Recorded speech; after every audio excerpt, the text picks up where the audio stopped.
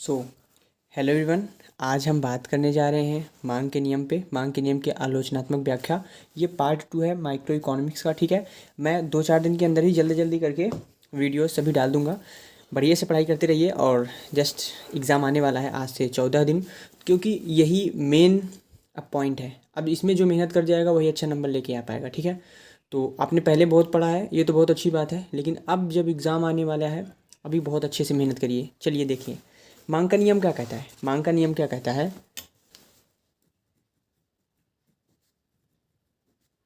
सबसे पहले हेडिंग डालेंगे मांग का नियम क्या है, उसकी डिफिनेशन लिखेंगे। देखिए डिफिनेशन कैसे लिखेंगे, जब क्या जब जब अन्य सभी फैक्टर्स, थोड़ी बीच बीच में फुकरी मारने के लिए इंग्लिश भी डाल देंगे। ठीक है ना, जब अन्य सभी फैक्टर्स को, ठीक है, कांस्टेंट कर दिया जाए। कांस्टेंट मतलब स्थिर कर दिया जाए, कांस्टेंट रखा जाए, तो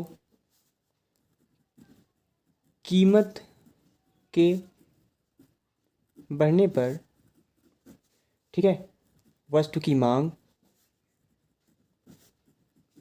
वस्तु की मांग, ठीक है, कम हो जाती है, कम हो जाती है, एंड वाइस वर्सा। और जब कीमत कम हो जाती है, किसी भी वस्तु की कीमत जब कम हो जाती है, और जब कीमत कम हो जाती है, हो जाती है, तो क्या होता है, तो उस वस्तु की मांग जो है बढ़ जाती है। तो मांग बढ़ जाती है, मांग बढ़ जाती है। फॉर एग्जांपल समोसा है, ठीक है, अगर वो 5 रुपये में है तो ठीक है, सब लोग खरीद रहे हैं क्योंकि कम है कीमत, तो सभी लोग खा लेंगे। लेकिन वही 10-15 रुपये हो जाए तो बहुत सारे लोग फिर नहीं खाएंगे। ठीक है, मांग बढ़ मतलब कीमत बढ़ गई तो उसकी जो है मांग, प्राइस बढ़ गई तो मांग जो है वो कम हो जाएगी। इसको हम एग्जाम्पल के जरिए, अच्छा एक जो प्रोफेसर हैं, प्रोफेसर सैमुअल्सन, ठीक है ना, किसी किसी की डिफिनेशन डाल देंगे तो एग्जाम्पल में लगेगा कि हाँ बच्चे को आता है। ठीक है, सैमुअल्सन जो है, प्रोफेसर सैमुअल्सन है, तो ये क्या कहते हैं, जो डिमांड का मतलब ही होता है, मांग का नियम यह दर्शाता है, इट शोज, ठीक है ना, यह दर्शाता है कि कंज्यूमर, बीच बीच में इंग्लिश भी ज़रूरी है, ठीक है, कि कंज्यूमर कीमत, ये डबल इन्वर्टेड कॉमा है, कीमत घटने पर वस्तु की मात्रा, ठीक है, वस्तु की मात्रा अधिक खरीदता है, अधिक खरीदता है, और कीमत बढ़ने पर, कीमत बढ़ने पर वस्तु की मात्रा, वस्तु की मात्रा कम खरीदता है। ठीक है, खरीदता है। तो यहाँ पर हम देख सकते हैं क्या, अगर और सभी चीज़ें कांस्टेंट रखी जाए, इसका मतलब क्या है, और सभी चीज़ें कांस्टेंट का मतलब है कि जैसे ये जो डिमांड है ये फंक्शन है किस चीज़ का, फंक्शन ऑफ प्राइस। ठीक है, लेकिन अगर ये रिलेटेड जो गुड्स की प्राइस है, प्राइस ऑफ रिलेटेड गुड्स, ये कांस्टेंट हो, सप्लाई कांस्टेंट, मतलब ये जो आपका और सारी चीज़ें हैं, आपके प्रेफरेंसेज, ये सब कांस्टेंट हो, तो जो डिमांड है वो सीधे सीधे डिपेंड करती है आपकी प्राइस पर। प्राइस बढ़ेगा तो डिमांड घटेगी, प्राइस घटेगी तो डिमांड बढ़ेगा। नेक्स्ट पेज पे हम चलते हैं, कुछ ग्राफ्स वगैरह की। देखिए कि कोई भी मांग का नियम है, कोई भी नियम है, ठीक है, उसको हम टेबल और डायग्राम के हिसाब से बना सकते हैं। ठीक है, टेबल और डायग्राम। तो व्याख्या करेंगे हम, एक्सप्लेन कर देंगे, व्याख्या कर देंगे किसकी, मांग के नियम की। तो सबसे पहले हम क्या कहेंगे, T+D, ये फार्मूला याद रखना। T मतलब टेबल बनाओ, D मतलब डायग्राम बनाओ। देखो यहाँ लिखो प्राइस, ठीक है, और यहाँ लिखो डिमांड। ठीक है, प्राइस अगर किसी वस्तु की 1 रुपये है तो 5 वस्तुएं खरीदी जाती हैं, लेकिन वही वस्तु की प्राइस 5 हो जाए तो 5 में एक ही वस्तु मिलेगी ना। प्राइस कम थी तो डिमांड ज़्यादा थी, प्राइस बढ़ गई तो डिमांड कम हो गई। ये हो गया टेबल, बस 2 लाइन का बना दो, सिंपल सा है। प्राइस मतलब कीमत, डिमांड मतलब मांग। और इसका ग्राफ बना दो, देखो ध्यान से, ग्राफ बढ़ा के आधे में ग्राफ बना देना। ठीक है, ये एक्स है और ये वाई है, ये यहाँ पर आप लिख दो कि हमने लिखा क्या कि क्वालिटी मतलब मात्रा, वस्तु की मात्रा हमने यहाँ पे ली एक्स एक्सिस पर वस्तु की मात्रा, और इस पे हमने लिया प्राइस, प्राइस यानी कि कीमत। 5 तक है तो 5 तक सिंपल सी लाइन बना लेते हैं, 1 2 3 4 एंड 5। इधर भी बराबर बराबर 1 2 3 4 एंड 5। ओके, तो देखो सबसे पहले जब प्राइस 1 थी, ये 1 थी, तो हमने मात्रा कितनी ली, 5 ली। ये प्राइस इधर से आगे बढ़ेगा, मात्रा इधर से आगे बढ़ेगी, जहाँ पे ये दोनों मिल जाएंगे ये पॉइंट हो गया। ठीक है, फिर देखो प्राइस जब 5 हो गई, ये इधर से आगे बढ़ेगा और ये इधर से, तो क्वांटिटी जो है 1 हो गई, तो दोनों कहाँ मिलेंगे, यहाँ मिलेंगे। अब दोनों को जब हम मिला देंगे लाइन को, ठीक है ना, दोनों लाइन को मिला देंगे तो ये हमारा डिमांड कर्व हो गया। इसको हम डी डैश बोल सकते हैं, ये हमारा डिमांड कर्व हो गया। अब कि अध्यापक के सामने ये दिखाने के लिए कि हाँ बच्चे को ज़्यादा आता है, हम एक काम ये कर सकते हैं क्या कि देखो इसको एक्सप्लेन कर दो, एक्सप्लेन पहला ये कर दो कि हमने एक्स एक्सिस पर वस्तु की मात्रा ली है, आराम से वस्तु की मात्रा एक्स एक्सिस पर है। ठीक है, दूसरा कीमत वाई एक्सिस पर है। समझ गए बात को, कीमत जो है वाई एक्सिस पर है। फिर हम देखेंगे क्या कि तीसरे नंबर पे ये जो हमारी डी डैश है, ये डी और डी डैश है, ये हमारी बजट लाइन है, यानी कि हाँ बजट लाइन या फिर हम कहते हैं डिमांड कर्व, बजट लाइन नहीं कहेंगे, डी डैश डिमांड कर्व है, डिमांड कर्व, मांग वक्र, ऐसे आप सेम से लिख दीजिएगा, जैसे एक बार में ना समझ में आए तो बार बार कि ये चीज़ें हैं। और तीसरी चीज़ हम क्या कर सकते हैं कि जैसे आप देख सकते हैं चौथे पॉइंट में लिखना कि जब वस्तु की कीमत ₹1 थी तो मांग बराबर 5 थी। ठीक है, लेकिन जब कीमत बढ़कर कितना हो गई, कीमत बढ़कर 5 हुई तो मांग घटकर 1 हो गई,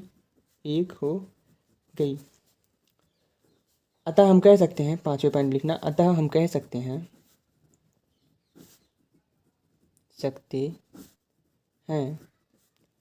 कि कीमत और मांग में, ठीक है, कीमत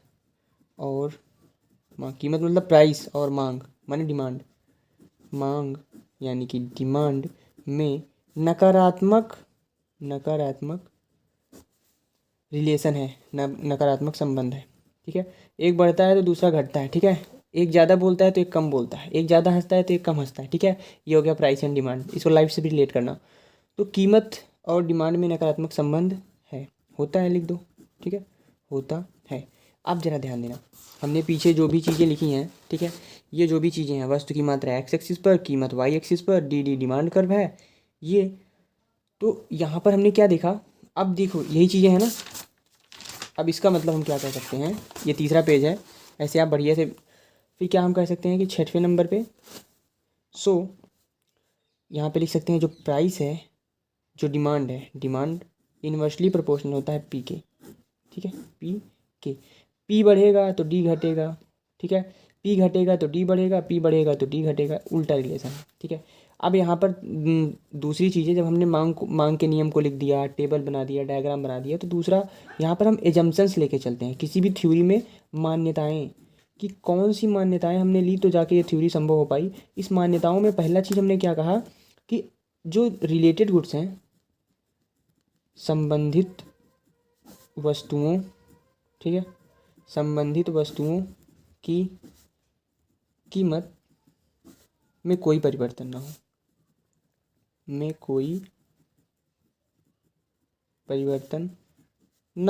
सही बात है, क्योंकि अगर दूसरे की कीमत में परिवर्तन हो गई, मान लो ये बिस्किट मैंने पार्ले का लिया, 20 की कीमत में परिवर्तन हो गया कि 3 रुपये उसका हो गया, तो भैया प्राइस कितनी भी इस वाले की बढ़े तो इफेक्ट हो गया ना।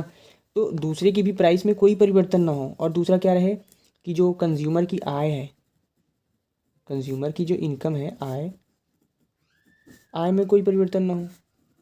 नहीं तो उसकी आय बढ़ जाएगी तो कोई किसी वस्तु की मान लो मांग बढ़, वो कीमत बढ़ भी गई तो वो पैसा ज़्यादा आ गया तो वो खरीद लेगा। सिंपल सी बात है ना। तो आय में कोई परिवर्तन ना हो, परिवर्तन ना हो। तीसरा क्या है, जो कंज्यूमर है वो रेशनल हो। रेशनल मतलब क्या, जिसको समझ हो। ठीक है, ऐसा नहीं कि कोई पागल है, ऐसा कुछ नहीं है। चौथे नंबर पे हम क्या कहते हैं कि टेस्ट हो गया। ये जो टेस्ट है, टेस्ट में कोई परिवर्तन ना हो, टेस्ट में कोई परिवर्तन नहीं, परिवर्तन ना हो। ठीक है, नहीं तो टेस्ट बदल गया तो इंसान अब जलेबी की जगह कुछ और खाने लगेगा तो वहाँ तो टेस्ट अलग हो गया ना। टेस्ट वही सेम रहना चाहिए कि हाँ मुझे मीठा पसंद है, तो उसकी जगह ये सब समझ रहे हो ना मान्यताएं में जो साथ की वस्तुएं हैं उसकी जगह, जैसे बिस्किट में दूसरा कोई बिस्किट है उसकी प्राइस सेम रहनी, उसकी कोई परिवर्तन ना हो। ठीक है ना। कंज्यूमर की आय, इनकम में कोई परिवर्तन ना हो, कंज्यूमर रेशनल हो, पागल थोड़ी ना हो, टेस्ट में कोई परिवर्तन ना हो। ठीक है, मान्यताएं हमने देख ली, नियम हमने देख लिया, अब आलोचना कर देते हैं इसकी। ठीक है, आलोचना का मतलब क्या, इस नियम के अकॉर्डिंग ये बोलते हैं कि जो है आलोचना कि प्राइस के बढ़ने पर मांग कम होती है, प्राइस के घटने पर मांग बढ़ती है। तो हम पॉजिटिव रिलेशन दिखा दे रहे हैं ना कुछ वस्तुओं में। आलोचना कर दिए, हमने कहा भैया ये लड़का ऐसे ऐसे है, तो हमने उसकी कुछ कमियां गिना दी कि देखो ऐसा ही नहीं है ऐसा भी है, तो वही आलोचना हो गई। तो पहला क्या है, लग्जरी गुड्स। कुछ अंग्रेजी में भी हेडिंग डाल दीजिएगा, लग्जरी गुड्स। ठीक है, तो इस टाइप की वस्तुओं में क्या होता है, मांग का नियम यह बताता है कि प्राइस बढ़ने पर, ठीक है, प्राइस बढ़ने पर क्या होता है, प्राइस बढ़ने पर मांग घटती है, लेकिन लग्जरी गुड्स के संदर्भ में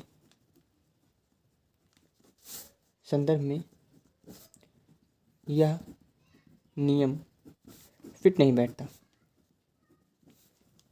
फिट नहीं बैठता। क्यों, क्योंकि क्योंकि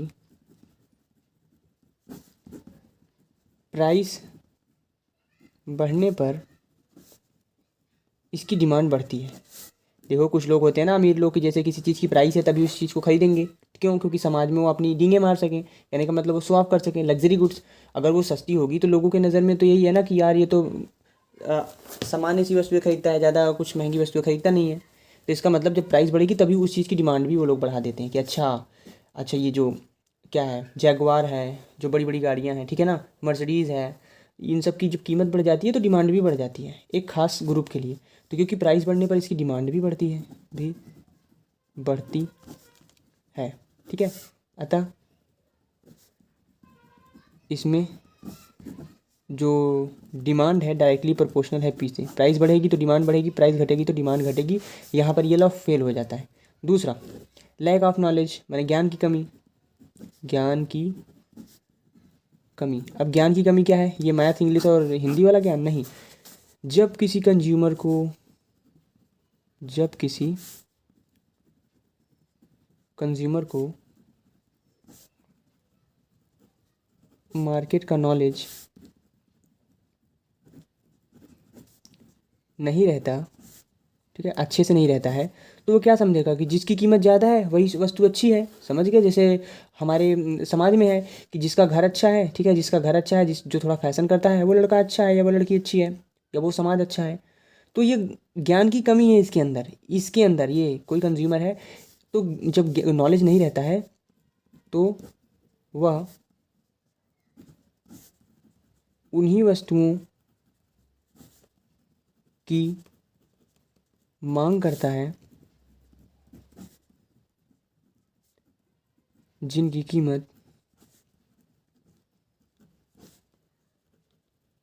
अधिक होती है। ठीक है, अधिक होती है।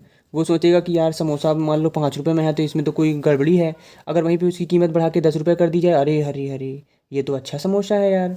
तो इस केस में भी लॉ ऑफ डिमांड, मांग का नियम फेल हो जाता है। ठीक है, ज्ञानी नहीं है तो भाई वो क्या करेगा, जो जिसकी कीमत ज़्यादा उसी को ज़्यादा महत्व देगा। ठीक है, देखिए, ठीक है ना। ओके, लग्जरी गुड्स में ये है। ओके, तीसरे क्या है, गिफन गुड्स। गिफन गुड्स मतलब निकृष्ट वस्तुएं। मान लीजिए कोई वस्तु है, मान लो जैसे सेब है, अगर वो एकदम बेकार हो चुका है, समझ गए, खाने के लायक नहीं है, उसमें काले काले थोड़े धब्बे पड़ गए हैं, अब उसकी जो कीमत है हम लोग कितनी भी कम कर दें, कोई खरीदेगा नहीं, खरीदेगा। तो कीमत कम करने पर भी मांग क्या बढ़ी, ना जी, मांग तो और कम हो गई है, नहीं ना। जब वस्तु की कीमत कम करते हैं, जब ऐसी वस्तु, ठीक है, निकृष्ट वस्तु की कीमत कम करते हैं, तो भी, ये कॉमा है, बड़ा वाला कॉमा, तो भी उसकी उसकी मांग, ठीक है, उसकी मांग बढ़ती नहीं है, बढ़ती नहीं है। इसलिए यहाँ लॉ ऑफ डिमांड काम नहीं करता, करता है। तो यहाँ पर हमने देखा कि कहाँ कहाँ पे ये लॉ ऑफ डिमांड काम नहीं करता है। ठीक है, और भी बहुत सारी वस्तुएं होती हैं, जब आप फिर आते हैं निकृष्ट वस्तु हो गया, और लॉ ऑफ डिमांड यहाँ पर काम नहीं करता। तो यहाँ तक हम एंड कर सकते हैं इस चैप्टर को, मतलब इस टॉपिक को। तो हमने कितने में काम किया, एक बार फिर से रिवाइज कर लेते हैं इसको। ठीक है, इस वीडियो में यही रहने देते हैं।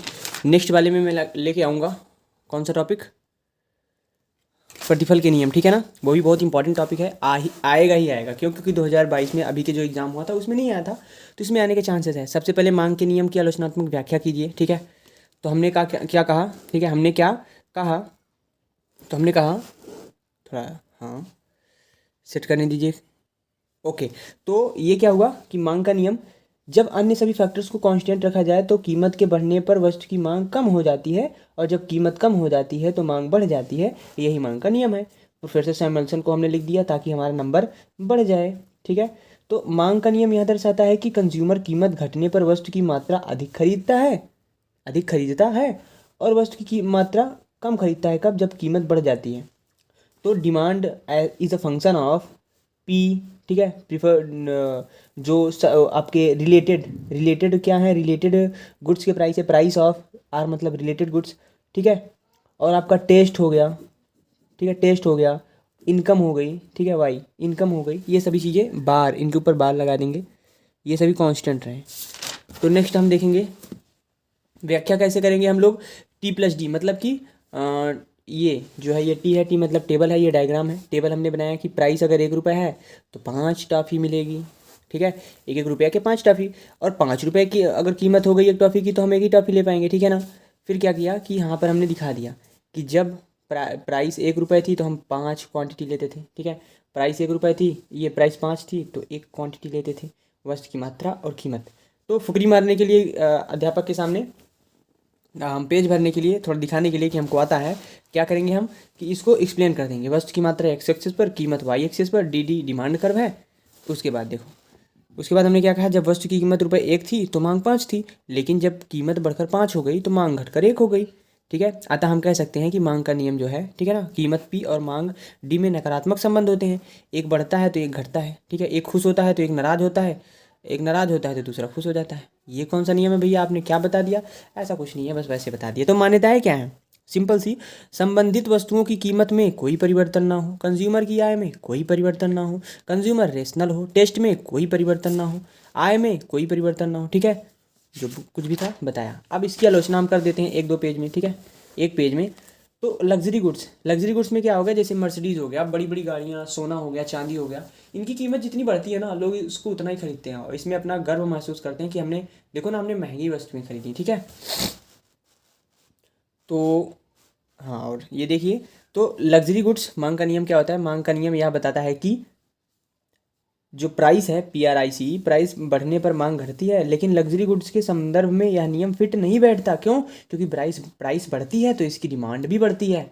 सलमान खान हो गए, शाहरुख खान हो गए, ये कोट अगर सस्ती हो जाएगी तो उसको थोड़ी ना पहनेंगे। कोई गाड़ी सस्ती है, नैनो वगैरह थोड़ी ना खरीदेंगे। अगर ये बड़ी चीज़ें हैं उसकी दाम बढ़ जाते हैं तो उसको खरीदते हैं। तो इनके सब के लिए मांग का नियम फेल हो जाता है, ये अपवाद में आ जाता है। आलोचना मतलब ही होता है एक्सेप्शंस।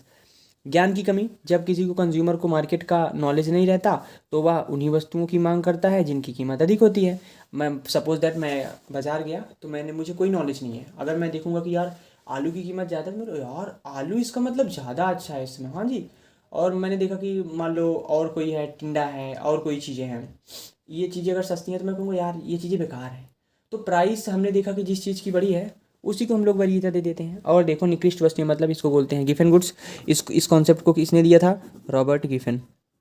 रॉबर्ट गिफन, उन्हीं के नाम पर ये पड़ा है गिफन गुड्स। मतलब क्या, हम क्या सोचते हैं, जैसे किसी समोसे का दाम 2 रुपया है, हम क्या कहते हैं, यार ये ना अच्छी चीज़ें नहीं है, इसकी कीमत रहने दो। कीमत उसकी कम है, 2 रुपये है, फिर भी उसकी डिमांड जो है वो बढ़ती नहीं है। लेकिन कीमत अगर 10 रुपये है तब डिमांड बढ़ती है। तो प्राइस कम होने पर डिमांड नहीं बढ़ी, प्राइस बढ़ने पर डिमांड बढ़ी। दोनों पॉजिटिव रिलेशन दिखा रहे हैं। इसका मतलब क्या, यहाँ पर भी लॉ ऑफ डिमांड काम नहीं करता है। तो till then bye bye, take care. और अगली वीडियो में हम बात करेंगे। अब जल्दी जल्दी वीडियो आ जाएंगी। वीडियोज़ ना डाल पाने का कारण यार कुछ कुछ भी हो सकता है कि हाँ बहुत सारी रिलेटेड कुछ भी प्रॉब्लम्स आ जाती हैं। अब सबके जीवन में प्रॉब्लम्स है, हर एक लाइफ में है, लेकिन ऐसा थोड़ी ना कि काम को पीछे छोड़ा जाए। एग्ज़ाम है तो है, आप उससे मना नहीं कर सकते। वीडियो बनानी है तो बनानी है, आप उससे मना नहीं कर सकते। तो बीच में क्या होता है यार, बहुत सारी चीज़ें मैटर करती हैं। अब मैंने क्या किया कि एक नया ये लिया, ये जो है क्या बोलते हैं इसको, स्टैंड बोलते हैं, ठीक है, इसको लिया क्योंकि पुराना वाला उसमें थोड़ा आलस आता था, अरे यार इसको कैसे सेट करें। तो मैंने यहाँ पे ये लिया और लाइट वगैरह भी सबकी व्यवस्था की। अब रेगुलर बेसिस पे बनेगी। 14-15 दिन हमारे एग्जाम को है, हम डेली बनाएंगे वीडियो। अगले वीडियो में मैं बताऊँगा वेरिएबल ऑफ प्रपोर्शन, यानी कि मतलब प्रतिफल के नियम, प्रतिफल के नियम, ठीक है। कल की वीडियो में ये रहेगा। और प्लस में कीमत प्रभाव, ये जो है प्राइस इफेक्ट यानी कि कीमत प्रभाव, कैसे कीमत प्रभाव जो है, कीमत प्रभाव स्प्लिट हो जाता है, टूट जाता है किसमें, एक इनकम आय प्रभाव में, आय प्रभाव, प्लस में सब्स्टिट्यूशन यानी कि प्रतिस्थापन प्रभाव, प्रतिस्थापन प्रभाव। ये दोनों जो हैं, एक प्रतिफल के नियम है और एक कीमत प्रभाव है। ये दोनों में से एक क्वेश्चन, ये दोनों क्वेश्चन पक्का आएंगे, ठीक है ना। तो अगली वीडियो में हम इसके बारे में डिस्कशन करेंगे और डेली वीडियोस डालेंगे, ठीक है ना। अभी 12 दिन एग्जाम के हैं तो मैं सभी क्वेश्चंस जितने भी आए हैं प्रीवियस ईयर सभी डालूंगा एक एक करके, और देखते रहिए। और till then bye bye, take care and wish you all the very best.